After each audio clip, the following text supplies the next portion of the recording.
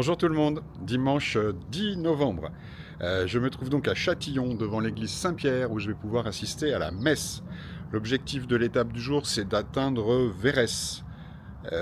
Voilà, pour ça je vais continuer dans la vallée d'Aoste qui fait un virage, je vais vous montrer. Voilà, depuis le belvédère de l'église Saint-Pierre on voit les toits de Châtillon où j'ai dormi.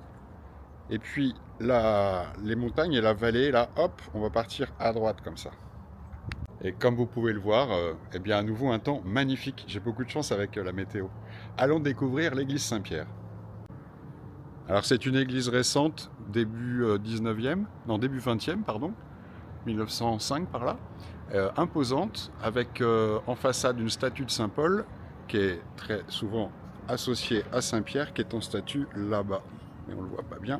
Et puis ici une belle porte. Alors je ne peux pas prendre plus de recul parce que je suis sur un belvédère. Sur le côté de l'église se trouve le clocher, qu'on appelle ici un campanile. Il est plus ancien, il est 16e, et les bases sont 14e.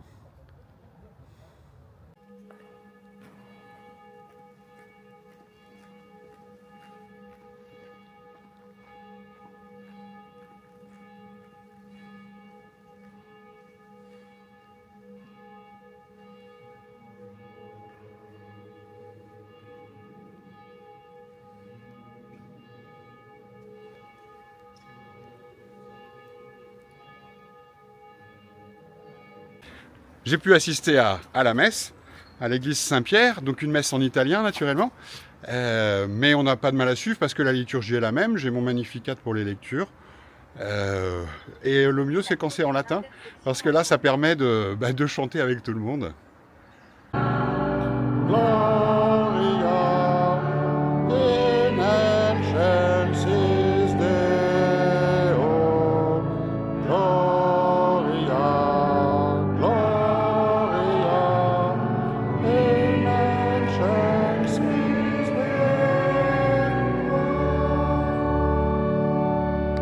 Et maintenant, je reprends le chemin direction Verrès.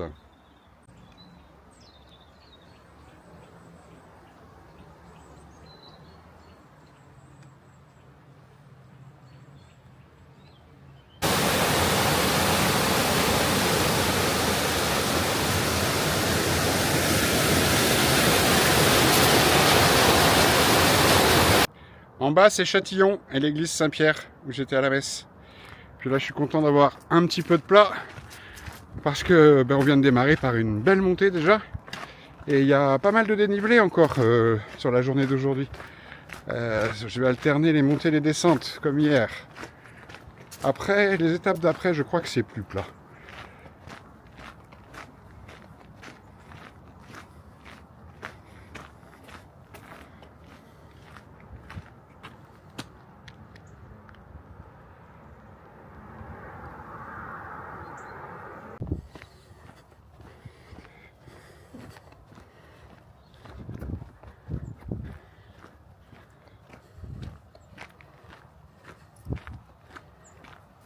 Au fond, là-bas, au milieu, je ne sais pas si vous le verrez, mais il y a un château fort qui s'appelle le château d'Ussel, comme Ussel en Corrèze.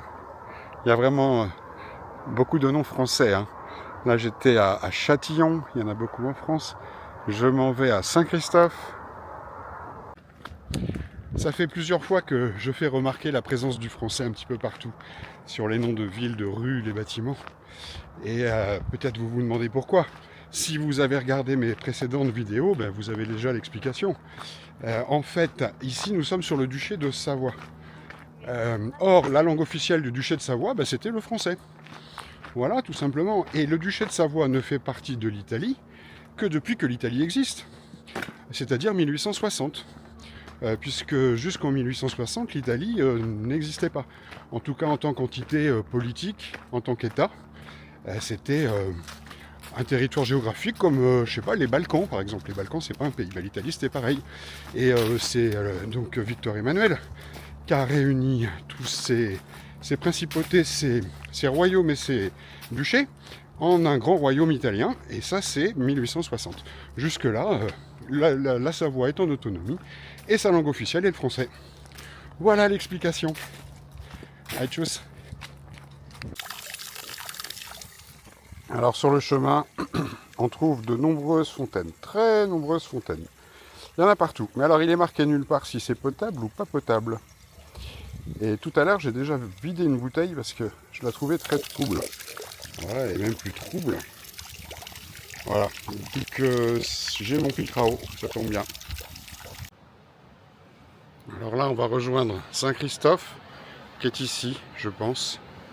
Et après on s'engage dans la vallée à droite là. On passe entre les deux. C'est beau, hein?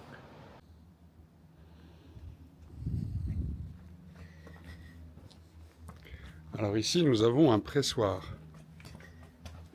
Un pressoir qui a été restauré et qui doit dater du XVIIe ou XVIIIe siècle. Ça fait partie des équipements communautaires, quoi. Il y avait le four du village, le moulin, et comme on est en région viticole, eh bien le pressoir. Il est joli, hein?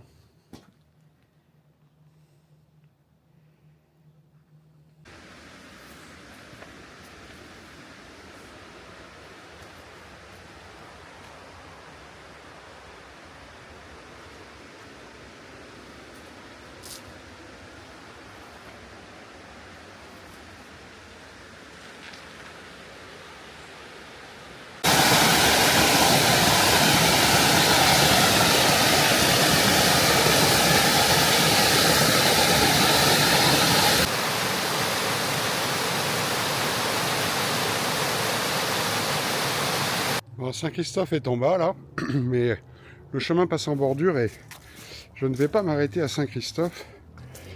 Il y a sans doute de belles choses à y voir.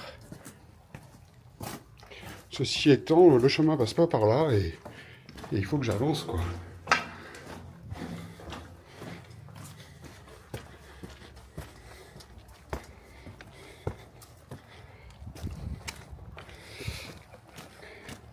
Voilà, on retrouve un chemin plat, ça c'est plaisant. Et quand même pas partout ici, il y a donc un canal le long. Ils ont vraiment apprivoisé l'eau. Des canaux, il y en a partout, depuis que je suis parti d'Aoste. Alors des canaux visibles comme celui-là, ou des canaux, on aperçoit les tuyaux qui effleurent.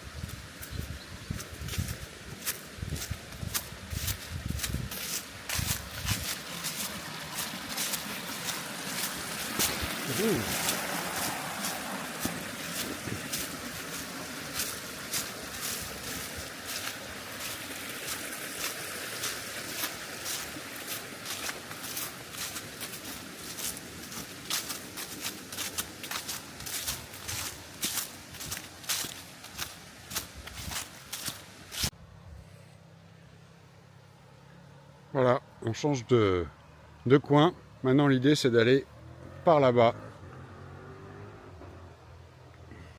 Et encore un château fort, enfin les ruines d'un château fort, que je voyais en vis-à-vis depuis une hauteur en face. Et puis je suis descendu dans la vallée et remonté là.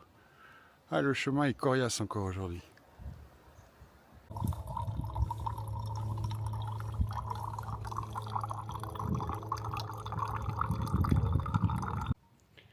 Alors là, je me suis trompé de chemin.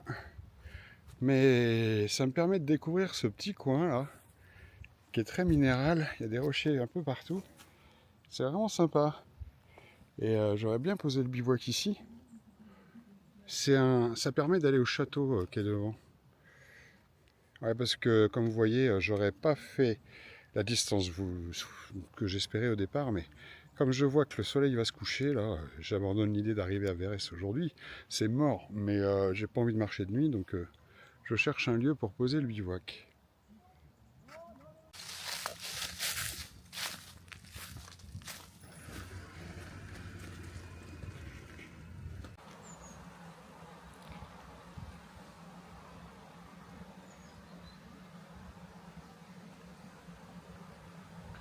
Un autre château, le château Saint-Germain, flanqué d'une église.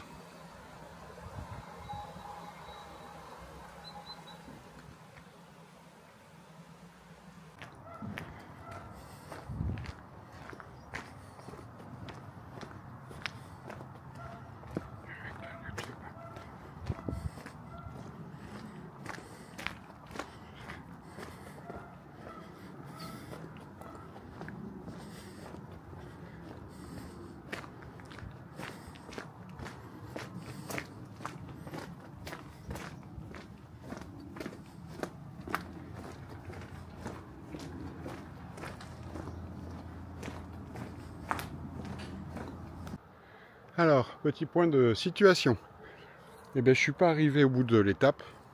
Bon, ce qui est assez logique parce que je suis parti à midi pour pouvoir assister à la messe ce matin. Donc finalement, j'ai pu marcher qu'une demi-journée, quoi. Et là, il est 17h42. Il fait nuit, quoi. Il fait nuit et vu les terrains pentus, la proximité de l'autoroute et tout, c'est super chaud de trouver un lieu de bivouac. Donc j'ai trouvé quelque chose qui n'est pas formidable. Mais je préfère m'installer là que continuer dans la nuit. Voilou! Allez, on installe le bivouac. Bien, bonsoir tout le monde. Alors je suis sous ma tente, il est 19h et vous entendez peut-être ou sans doute l'Angélus qui sonne. Pour moi la journée est terminée, donc je vais vous souhaiter une bonne nuit et je vous dis à demain. Ciao!